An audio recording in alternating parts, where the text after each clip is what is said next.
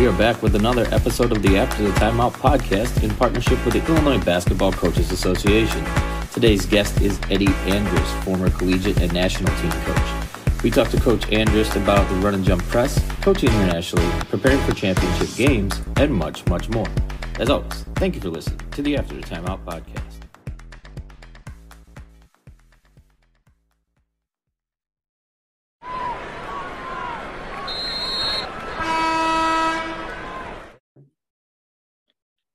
So, Coach, we start every episode with the opening tip. So I want to talk about, like, looking back at your long and tremendous career, maybe something you're the most proud of. And then if there's anything, or maybe there's not, but you would go back and maybe do differently, maybe something you did when you were younger, something along the way. So those two things, something you're most proud of and something maybe you would have done differently if you had a chance to do it again.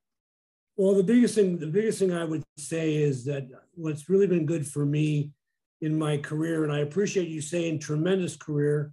As coaches, we never, ever believe it's tremendous enough.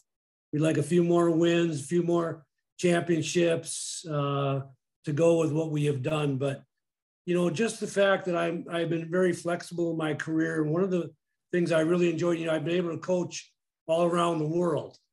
And that has been really, really a wonderful experience, not only for me, been a wonderful experience for my family. And, the whole Qatar experience, I know we'll talk a little bit about that, but, a lot of coaches don't get that opportunity. And I certainly have been very fortunate.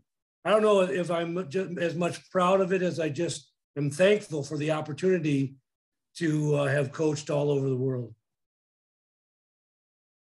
So with you, we run into, obviously, I've heard you speak before. You've spoken, again, all around the world about run and jump. So we're going to focus a little bit with you on run and jump and then kind of get into some other areas of your coaching career. But let's kind of start off with the run and jump. So, my first question, and we kind of ask this for anybody that, has something that really use their whole career. I guess for you first, why the run and jump over the other presses? And then let's kind of start off with maybe why did you start using it?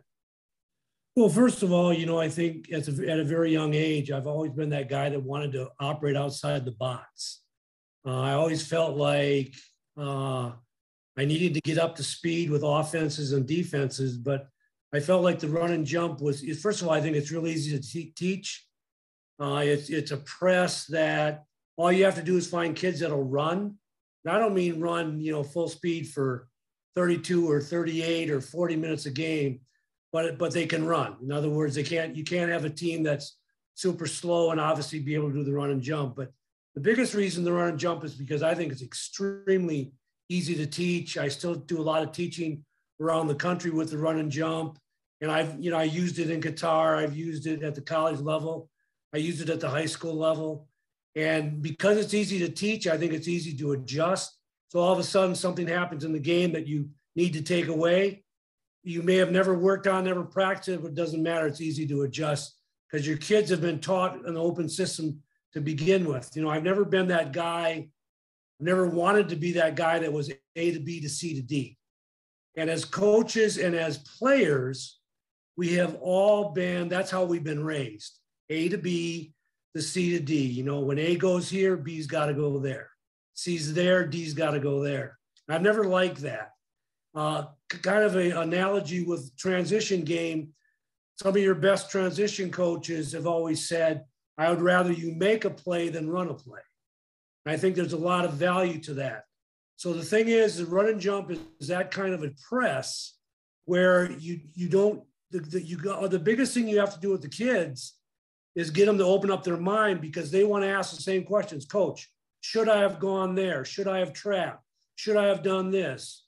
And as a coach, you can't be continually saying, you should do this, you shouldn't do that, you should have done this, you shouldn't do that, because once you start putting up those roadblocks in their minds, then all of a sudden they start locking up and they can't run. And the bottom line is, if you're going to press, you want to be able to have a situation where the kids are free.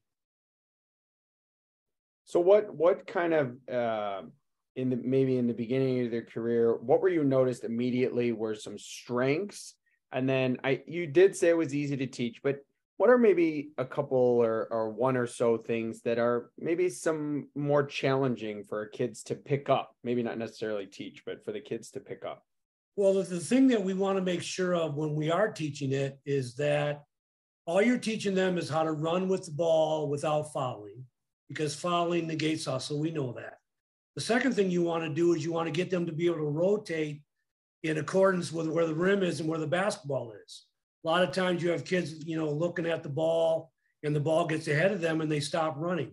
You want to teach them not to be in that situation where they continue to run, because they're still 5-on-5. It's still a situation where you're still in control. The third thing you want to do is protect the rim. You want to make sure that that rim is protected at all times. And if you protect the rim and if you don't foul, and they're going to miss some shots and you get the rebound, you've done your job, because fatigue becomes a big part of this game. Now, what will teams try to do against us? Well, they'll try to clear out. They'll try to bring the ball in. Everybody runs down the floor, or they will try to space the floor a little bit more. They won't maybe clear out as much, but they will space the floor so it's really hard to jump or trap.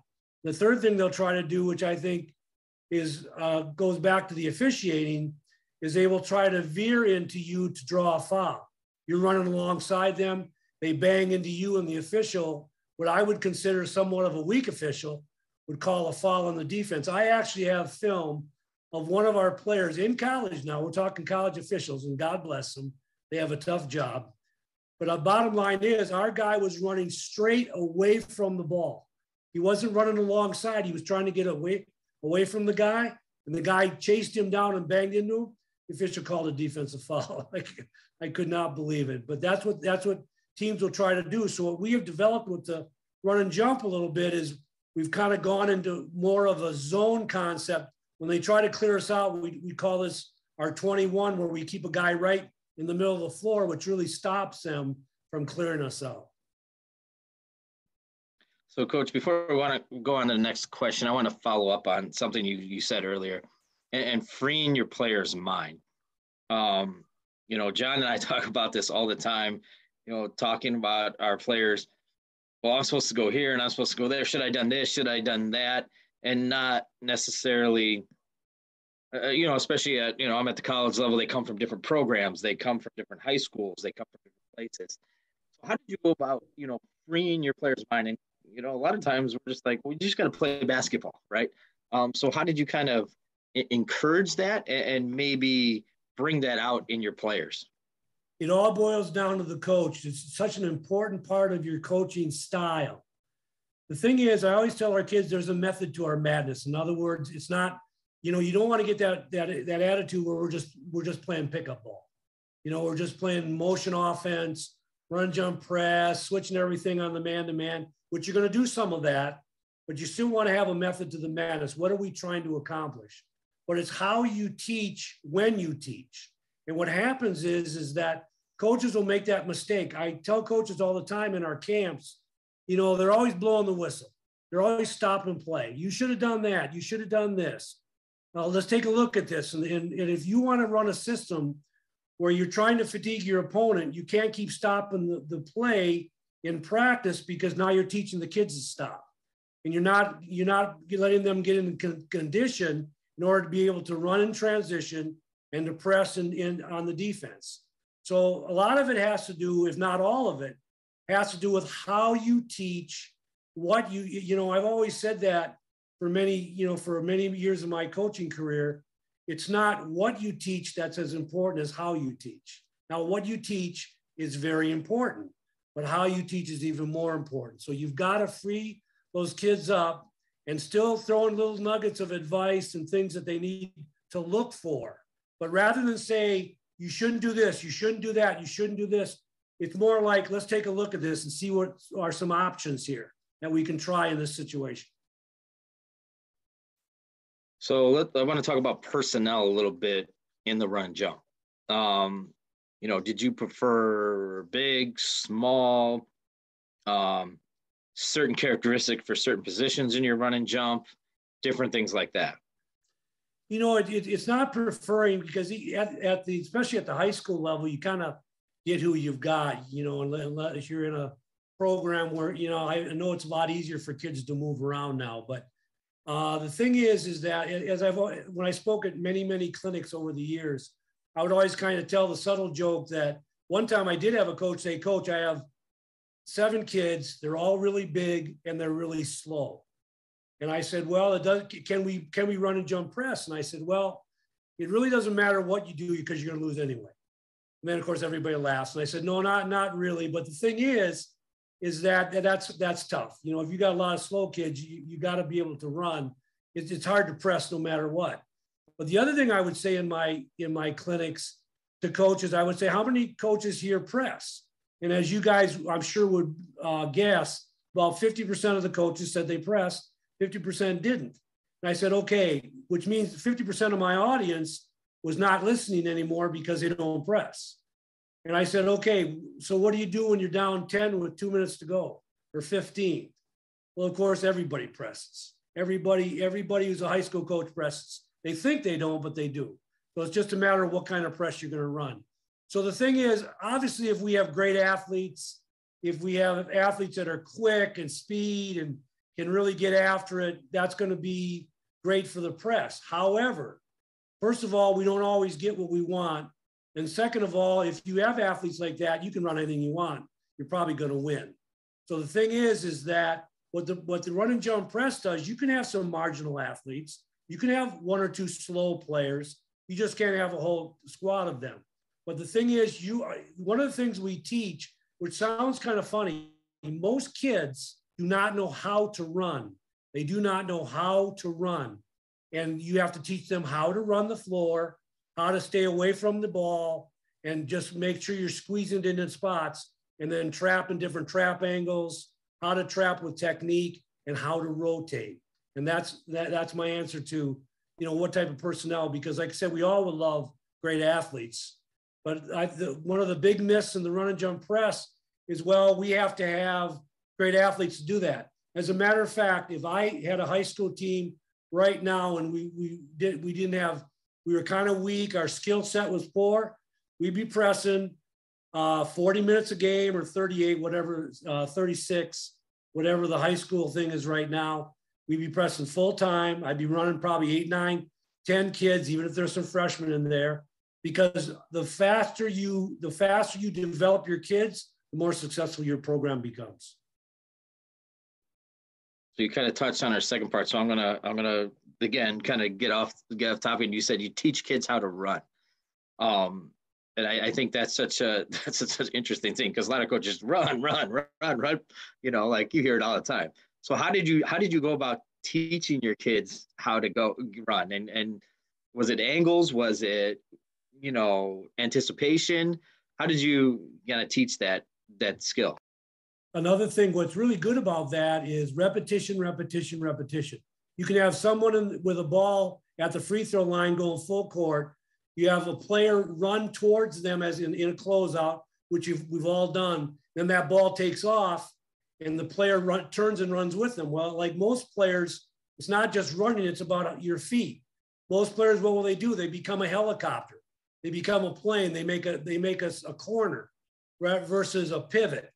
So we teach them how to step in the direction that they're running. The second thing we teach in terms of running is how to shade, not steer. When I hear the word steer, I think you're giving them too much of an angle. Shade means that you're playing on the outside or the inside shoulder and then which way they're going because you're making them go that way. If I know, and again, I'm a pretty old guy, and I tell the kids, I said, if I know where he's going, at least I have a chance. If I don't know where he's going, I have no chance. So it's all about shading the ball to an area, pivoting and stepping in that direction, not being that helicopter who makes a wide turn and then running down the floor with the basketball.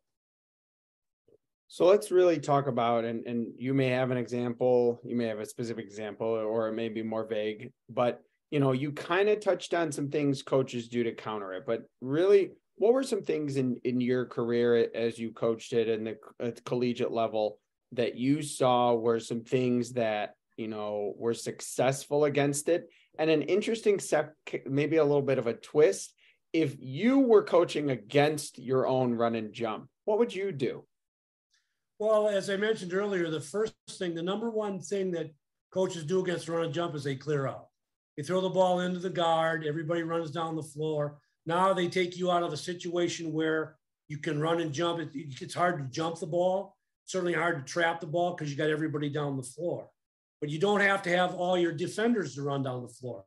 The other 4 players on the run and jump can almost get into a zone situation so that like 2 guys can cover 4 guys or 2 guys can cover 3 guys. So that's what we go to. And the thing is that when you go to that, oftentimes the offense has to bring somebody back, and then you're right back into the run and jump.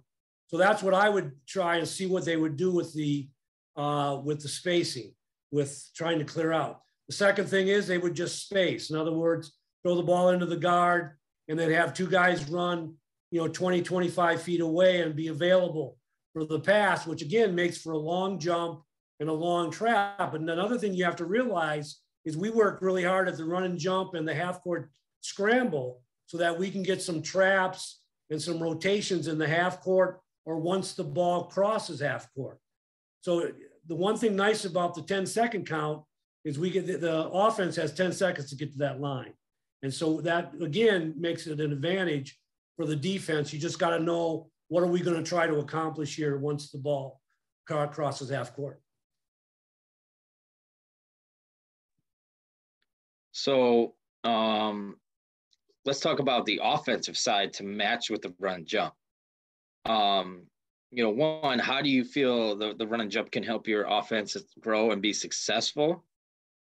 And then the second part of that is, do you feel it's important for coaches to view their offense and defense as one unit or kind of separate things depending on what you have going on personnel wise?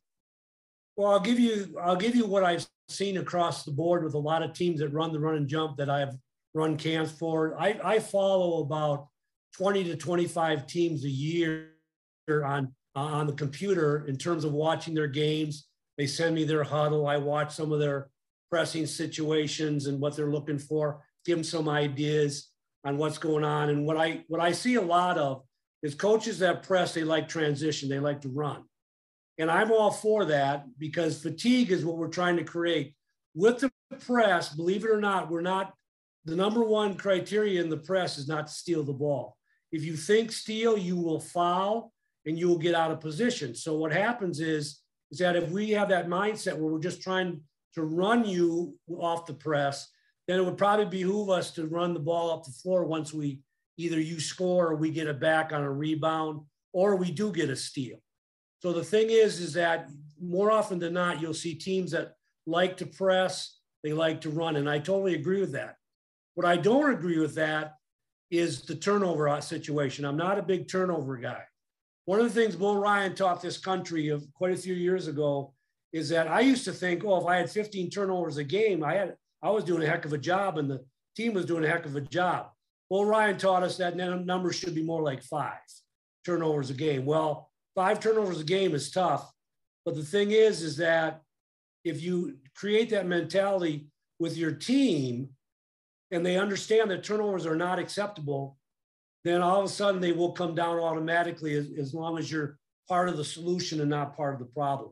So my philosophy is I think your offense needs to tailor itself to your personnel. However, with that said, remember, there's a lot of dead ball situations, a lot of after score situations where the other team is back.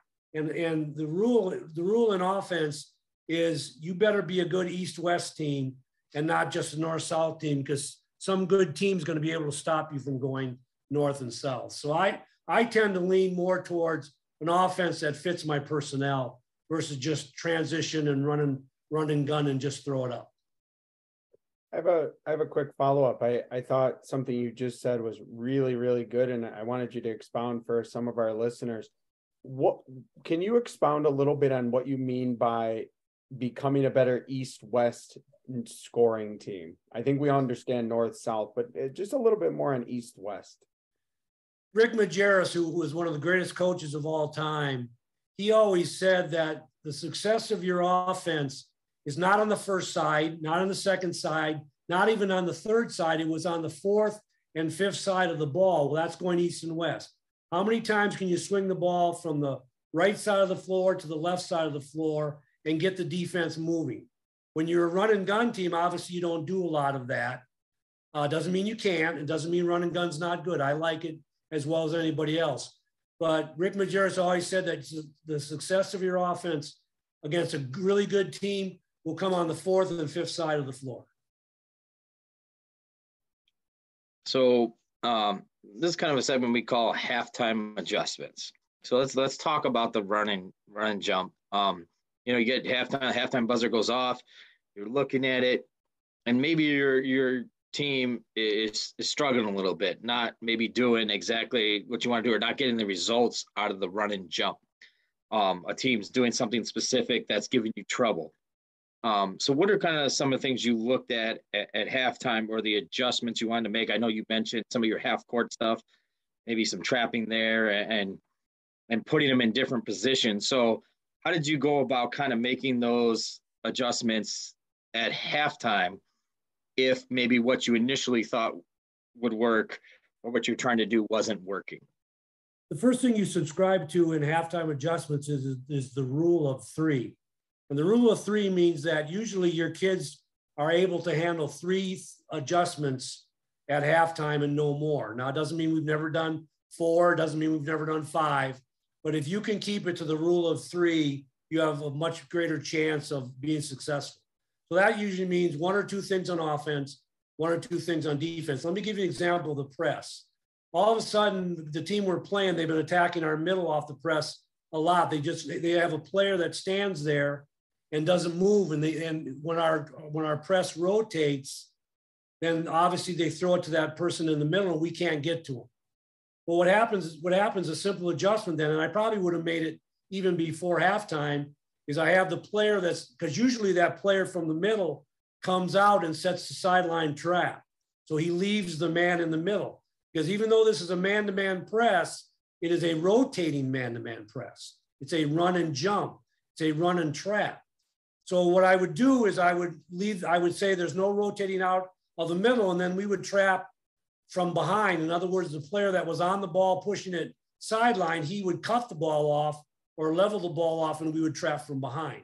That would be a simple adjustment. Now, like I said, I use as an example as an adjustment you can make. I probably would have made that prior to halftime at one of the timeouts. Offense might be a situation where we haven't touched the short corner enough, or I see something, a wrinkle that we can use that we have worked on in our offense that will make us more effective, that I think will make us more effective, so I can make that adjustment. But I'll tell you, I think a lot of times, a lot of coaches go in and they're just talking 100 miles an hour, drawing 1 million diagrams on the board. Trust me, I've done it, so I know exactly what not to do. And the thing is, the kids are looking at, let's go, and nothing sticks. And so the rule of 3 has always been a good rule. So I'm laughing because I've done that. Oh, we've all done that. Well, I want to follow a little bit, and just something that I've thought about throughout the years is, you talked about those adjustments, but obviously you have to work on them, right? So how do you kind of, even if it's something you maybe not have worked on a lot, how do you kind of incorporate those things into your practices, right? And get your players to kind of have seen it before or recognize what we're trying to do. So when it gets to that situation, it's not as a drastic, right, adjustment, like something they've never seen before. Because there's so many situations you could go over in practice. You can't go over all of them. But I think I probably know a little bit of the answer. You're talking about, getting them out of your minds and getting them to read. But how would you work on that throughout the year so they're better able to adjust when you make those adjustments? The practice after each game, half of the practice is dedicated to going over what we had just seen. In other words, the game that we have just played the night before, there's probably 5 or 6 or 7, 8 things that gave us trouble. And it's very unlikely that we play anybody that doesn't give us trouble in something. So you have your practice plan already set for the next day in terms of rehearsal of what we saw the night before. So if there's two or three things they did in the press, then we work on those specific things. If there's two or three things they did half court defense, then we work offensively on those things. And it's kind of a walk through into a speed, into more of a game-like speed, but we're not going up and down very much. We're kind of showing them exactly how we would normally cover this. And I'll tell you, the kids get used to that and they like it because it automatically tells them that, hey, we're gonna make those corrections, and now they've seen them.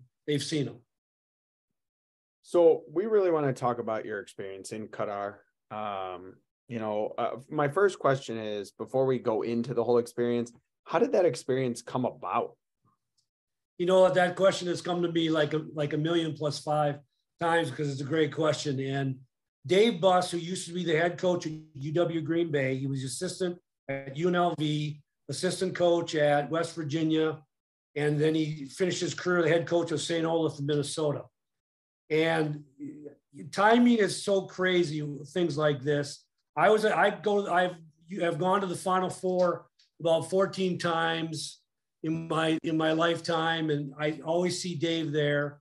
And I saw Dave at the Final Four, and I said, we always got together for a cup of coffee or a beer, and we would talk about the hoops, and he was still coaching at the time.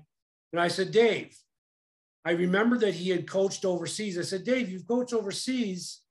I said, where did you coach? And do you have any contact with them? Because I'd kind of like to take a look at coaching overseas for a while. He said, no. He said, I coached at Qatar.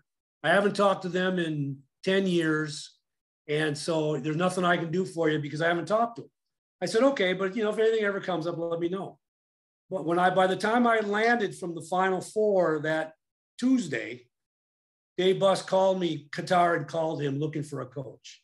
What's the possibility of that happening? But then, as they say, the rest is history. They were looking for a coach. I got connected with my manager, Rashid, and we made the deal. And off to the Doha I went. And I tell you, I was a little nervous going to the Middle East and, kind of sight unseen. But I'll tell you what a wonderful experience. I got to take my family with me a couple of different times. I got to compete to play in the Olympics at the Olympic qualifier. We won 2 gold medals in the golf and the Asian. Great basketball, great competition. And it was so nice to coach. And I had nothing else to do but coach. I had no fundraising, no recruiting, didn't have to schedule the meals. I had a manager for that. And when I say manager, like a baseball manager, that kind of manager, he took care of everything, flights and the whole 9 yards.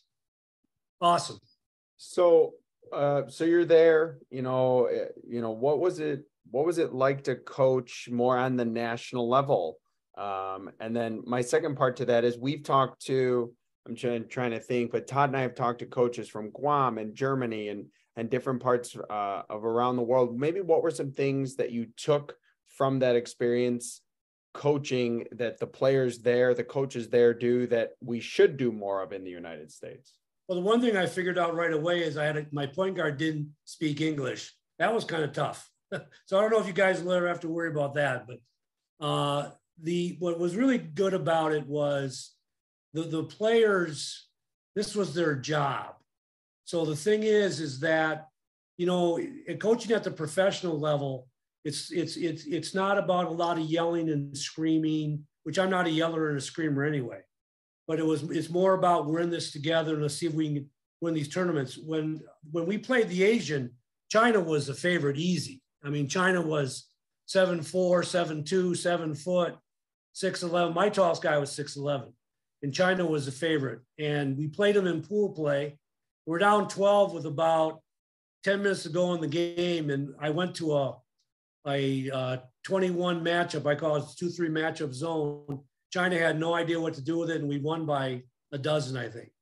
So then we met China in the semifinals of the tournament. As you know, it goes pool play, then semifinals, and finals. And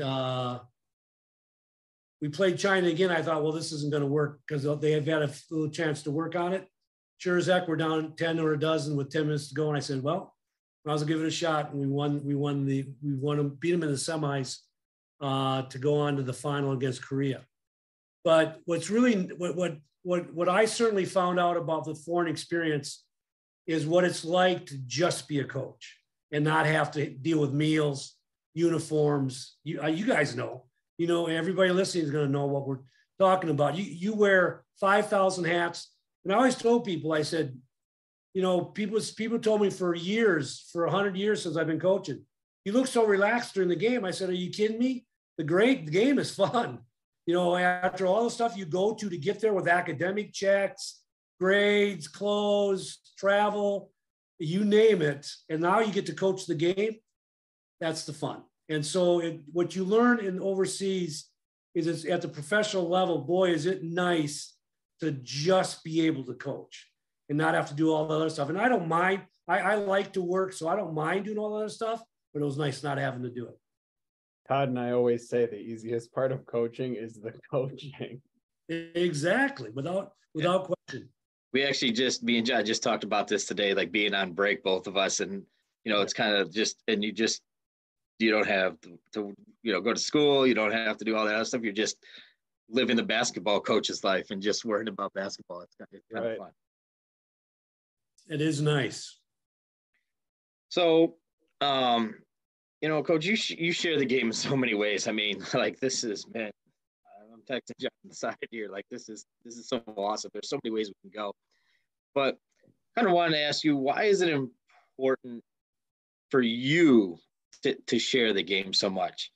And then I'll kind of go into a second part of this question. Well, it's kind of like, and you guys, I know, feel the same way. It's about giving back to the profession.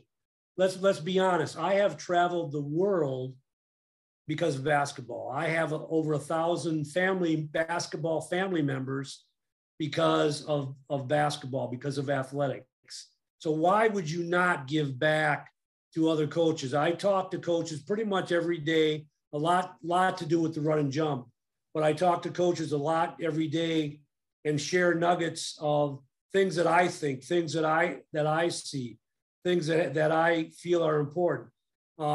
Philosophy, and I always preface it by, I'm not the guy coaching your team, you are, but I'll tell you what I think. And then if you throw it away, that's cool, because you have to decide what you're doing.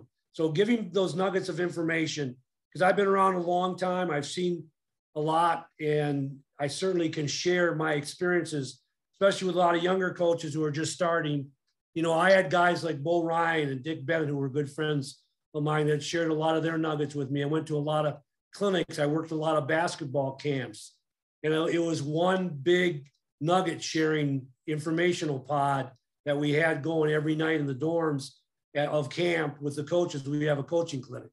And so you can never share enough, because there's 100 different ways to skin a cat, 100 different ways to attack a zone. Everybody has a different idea, and they're all good. You just got to decide which one fits you. So that's a perfect answer to kind of transition to the next question I have. I'm going to tweak it a little bit, but obviously it's 2023. There's so many outlets, right? You can find anything anywhere. You talked about watching video earlier, and I just learned like of 3 other video outlets that are coming up in social media and all these things. So first of all, how do you think you can best use that? And then there's, you talked about all those nuggets. How did you go about filtering that information and kind of deciphering what was best for you? And because it can be information overload at times. And you almost gave the answer that you cannot allow information overload. In other words, you have to say, okay, I'm going to spend 1 hour each day, 90 minutes each day, and I'm going to watch video, and I'm going to scour the computer and look at some things, and go on the internet and look at how to break a 1-3-1, or how to run offense here, or how to run defense there, or how to run the run and jump, or whatever. But you've got to limit yourself to what you think you can handle. And then I cannot tell you the number of times when I go and I watch information. I am a big time student of the game. I still am. I watch video every day. I look at the internet every day. And the thing is, I don't even have a specific team that I'm working on, but I cannot tell you the number of times I'll see something and I'll say, man, why didn't I think of that? That is pretty creative. That's really outside the box. I'm always looking for outside the box stuff.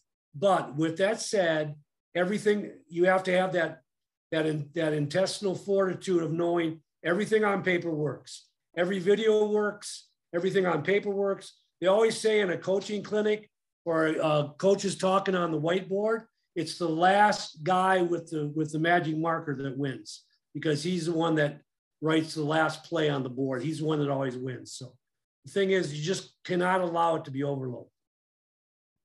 So I guess I'm gonna follow again, because so when you saw something, you're looking, you find video, and when you were coaching, you saw something, hey, that kind of fits our system, or that's an interesting tweak. How did you go about kind of deciding of, yeah, maybe we're gonna put that in? What was your kind of checklist of, this is something we could do, this is something that fits what we're doing, this is something that might work for us? When I kind of was a little different when I would watch video or go on the internet. I would look for little wrinkles that would help our team out, especially during the season. You can't go, oh, okay, I love that offense, we're going to do that one.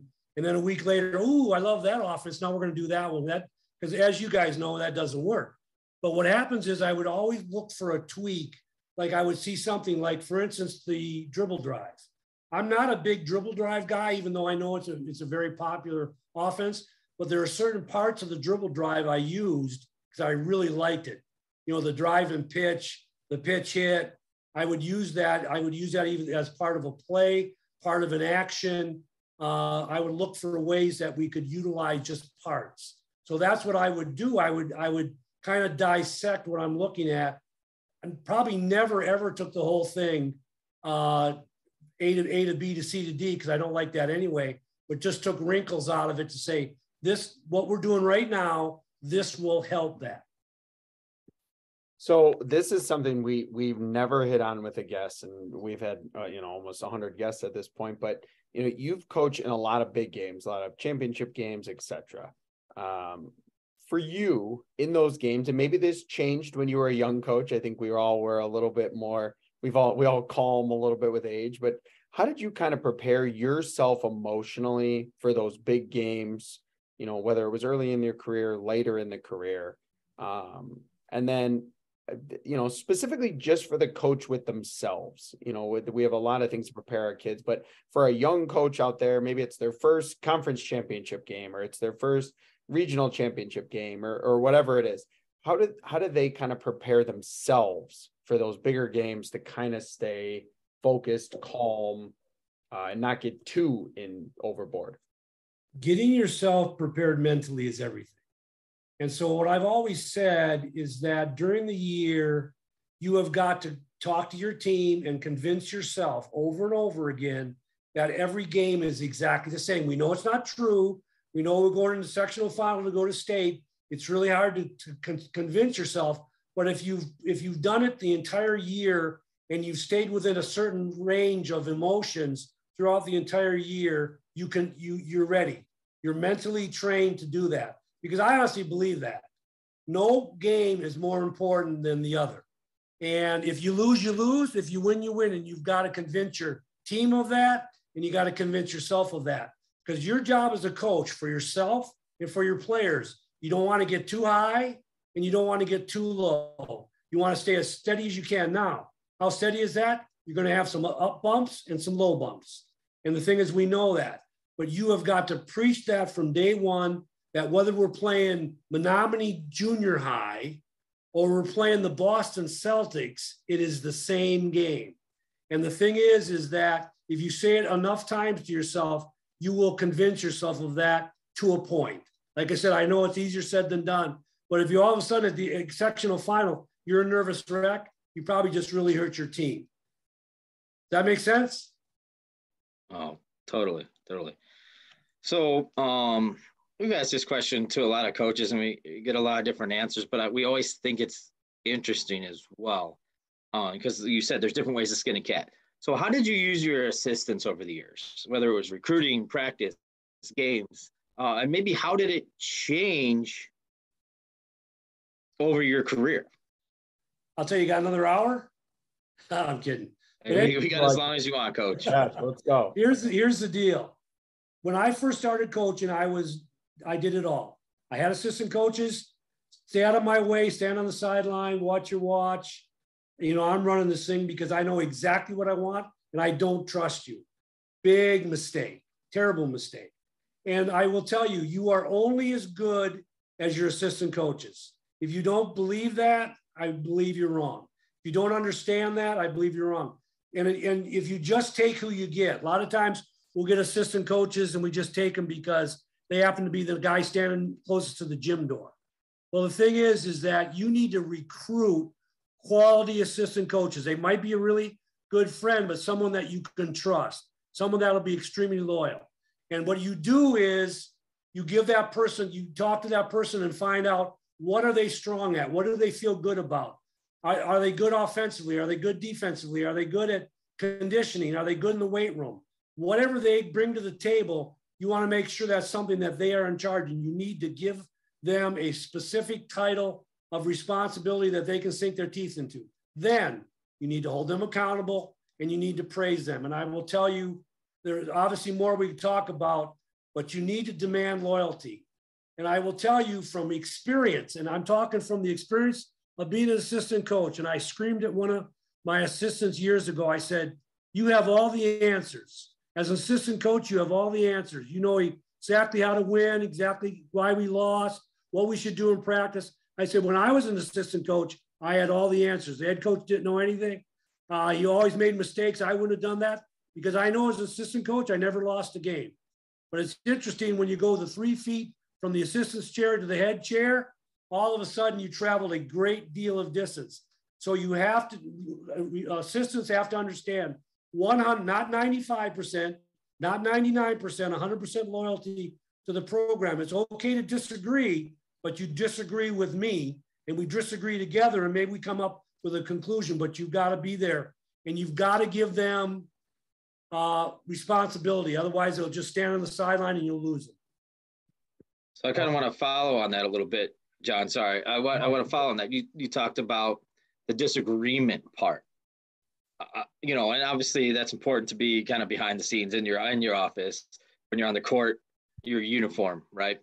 But how did you go about, I guess, facilitating those conversations, right? Because I think that's an important part of an assistant coach too, not necessarily having a yes man, because you have a yes man, then Correct. Right, everything's the same, nothing gets better. So how did those conversations go about? And when your assistant brought you something, you kind of hashed it out and said, you know, maybe you had your counterpoints to, well, this and that. Were you looking for them to have specific, you know, maybe video? Were you looking for them to have specific stats? Was it, or just, you know, they had a good solid reasoning and they could show it on the court, and that's kind of how you kind of worked it out?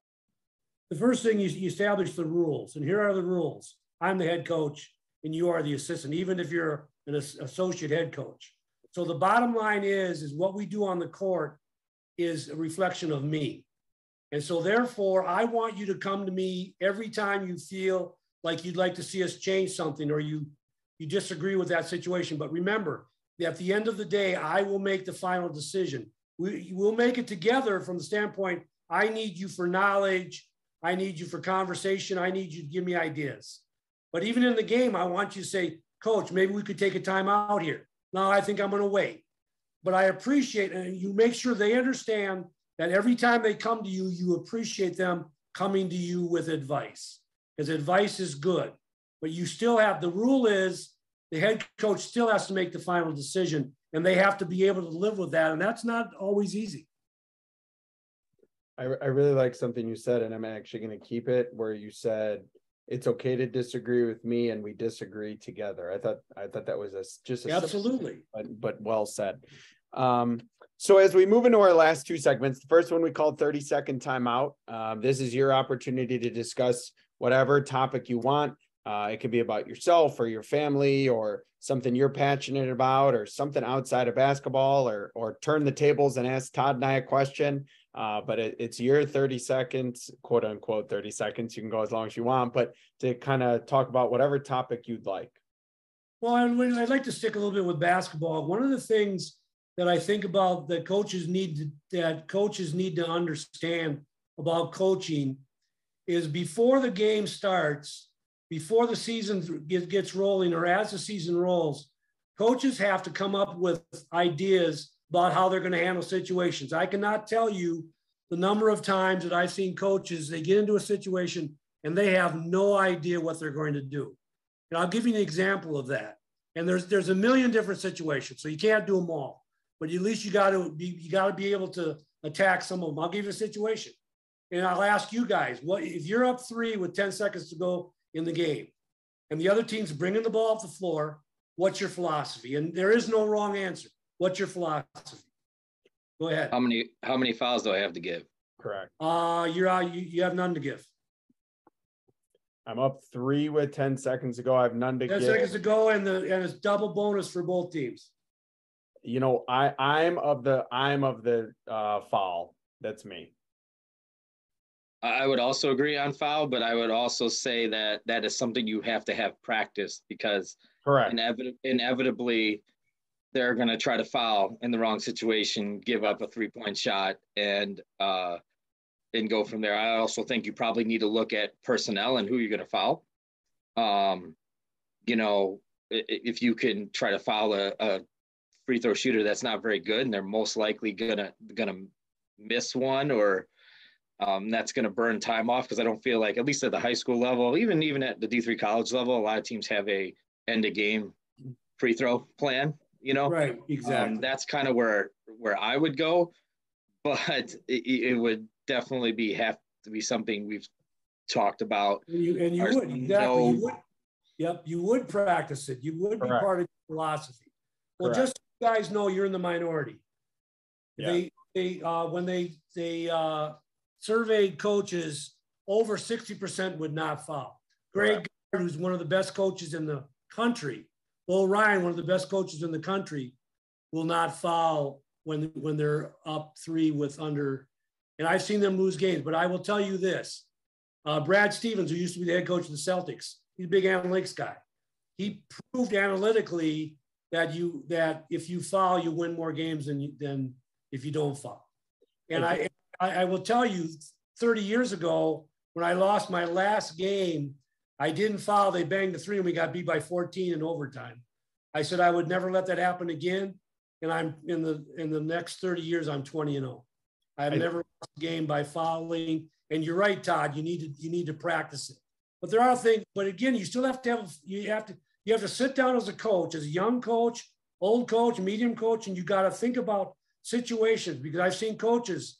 I saw a coach lose a game because you could tell they never really thought, do we foul? Should we foul? And they didn't foul. And the team came down and hit 3 free throws. They fouled on an offensive rebound.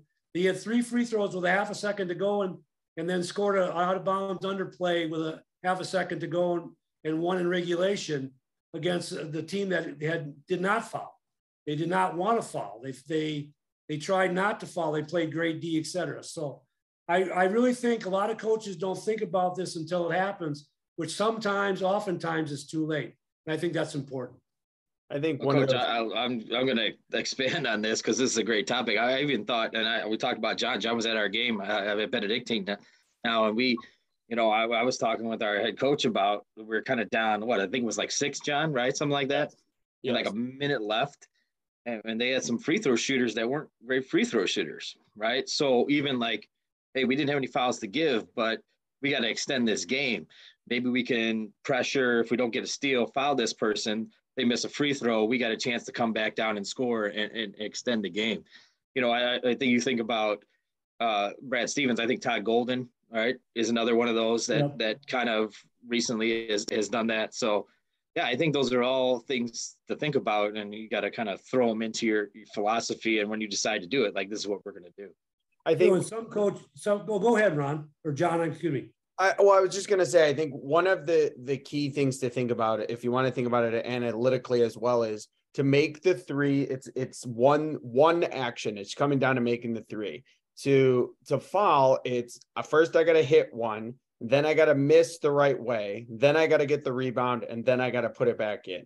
if any of those things go wrong, that's it. The scenario is over. Like I'm not going to tie the game. So I think it's also thinking about all those moving parts of, hey, if I don't foul and I give them the opportunity to shoot, okay, they could bank it in, they could make it, they could hit a lucky shot. This way, they have to do a lot of things right. And you talk about other coaches. That also means that other coach has gone through with his kids, her kids, how to miss the free throw, how to offensive rebound, how to put it back. So I think that's one thing to really look into that situation as well. Absolutely. All right, Coach. Well, now we're going to get into our last segment called Quick Hitters, just rapid, random fire questions. Some about basketball, some not. Just having fun, and we'll kind of go from there. Okay. So first one, in your mind, who are 1, 2, 3, 4, a couple of the best coaches that are doing the run and jump currently that people should watch?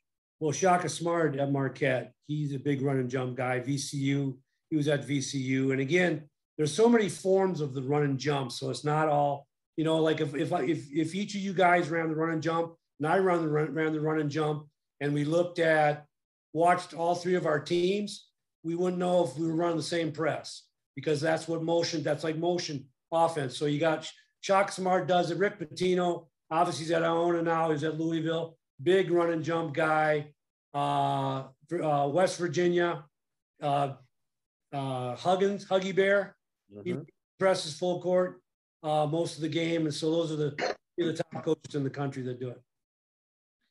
The thing you miss about not having a team? I love to teach. As you guys probably could tell during this interview, I love to teach. I love to watch kids grow. I love to watch teams grow. I never ever, once I figured out that if you don't worry about winning, you will win more. So then I appreciated much more of the development of the kids. And I really miss that. I really miss, kids get so excited about competition and whether they win or lose. Obviously, everybody wants to win. And yes, winning's important, but it's just the development is so cool. All right. So you're a Wisconsin guy. So we couldn't get out of this interview by asking you what's your favorite kind of cheese. Actually, it's pepper jack. I love pepper jack. When I go to Subway, that's what I put on my sandwiches. All right. The career you would have chosen if you didn't coach basketball? I actually, for quite a few years, had a pilot's license, a VFR pilot's license. I would have been an airline pilot. Big dream when I take flights around the country is the stewardess will run back to the passengers and say, our pilots have passed out. Is there anybody that can fly this plane? And I'm the first one up there. That's awesome. I just watched the plane go in the Hudson, that movie. Yeah. And I'll tell you, I'd love to go up there and fly one of those airlines. All right. So can I break off, John? That's an interesting, so how did you get your pilot's license? Did you what was the backstory behind that? I was in college and I was just getting ready to graduate out of Stout grad, and there was an airstrip about halfway between Menominee and Durand, and they gave flight lessons. So I started flight lessons there, and I finished there and got my pilot's license. And I tell you, it was a wonderful blast to be able to fly around, go see parents, go to Iowa on a weekend, go to Missouri. It was cool. It really was cool. That is very, very cool. I'm a big aviation person myself. Favorite food when you were in Qatar, favorite place to get food, or favorite thing you discovered you really liked? If you guys ever go to Doha, and really Doha is the only real city in Qatar. When I first went there was 800,000 in Doha. The next time I went back, started to qualify for the Olympics, there was like 1.2 million. And the next time I went back, and then now Doha is up to about 2.4 million. So it's kind of growing a little bit. As you know, the World Cup was just there. Mm-hmm. But if you ever get there, there's a place downtown. I can't remember the name of the place, but they have maybe you could not consider food. It's called an Ahmed cocktail. It's one layer of strawberry, one layer of avocado, and one layer of some berry mixture. It's almost like a malt, but there's 3 separate layers. And I'm telling you, it is to die for. When I took my kids there and I took my family there, they really enjoyed that. And when my manager and people in the organization, they wanted me to stay longer. They knew how much I loved it. They just kept bringing them. It's called an Ahmed cocktail. It's so good. Awesome. No alcohol, because obviously alcohol is not allowed in the Muslim countries. Mm-hmm. Your best road trip story in like D3. All right, best road trip story, D3. I was the first year at UW Stout. The program was in not very good shape. We instigated the run and jump, played it all year, full bore, 40 minutes a game. We finished 8th in the league, and we went down to Whitewater. Whitewater won the league, and we finished 8th in the league. And we went down to Whitewater, standing room only. Whitewater was getting ready to go to the national tournament. They had to just win a couple games in the tournament. They had won the WIC. If you guys know the WIC, it's the best basketball conference in the country. Yep. And final score, we're playing the run and jump, and I got kids diving all over the place. And before the game, I said, why not Stout? Final score 90-49. We won. And on the way back on the bus, which is a 4-hour drive, I was on my phone calling my friends around the country. They knew I had played that night. And they said, how'd you do? And I said, well, 90-49. And they go, wow, you got hammered. And then I let them talk a little bit. Then they would say, what's next? I go, well, we got practice tomorrow because we won 90-49. And I'll tell you, the next morning, the chancellor was right in my office, which was a cool deal. So it's still, and it always will be. There's no way that'll ever get broken. The greatest margin of victory from a 1 seed to an 8 seed, 90-49. Run and jump. So my last one, and I only know this. So for those of the listeners that don't know, Coach is actually a great Twitter follow. And if it's an NFL Sunday lookout, he's a really good Twitter follow. But who are some, maybe 1 or 2 or 3, who are some people you enjoy following on Twitter? You know, it's going to be, obviously I'm a big Green Bay Packer fan, so I do a lot of Packer stuff.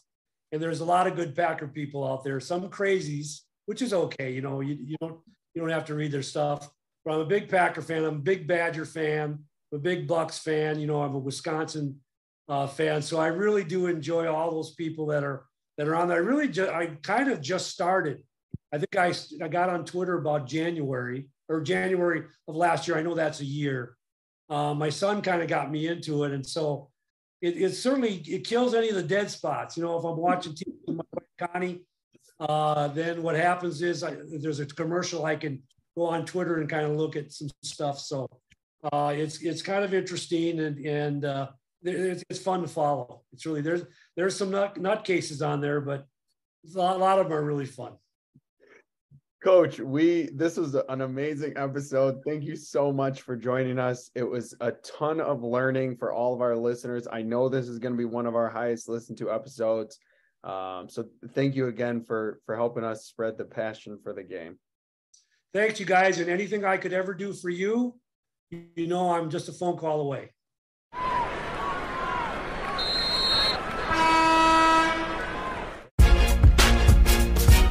Thank you for listening to another episode of the After the Timeout podcast in concert with the Illinois Basketball Coaches Association.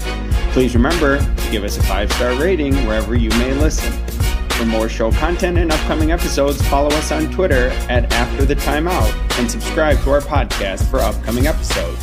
Thank you for listening.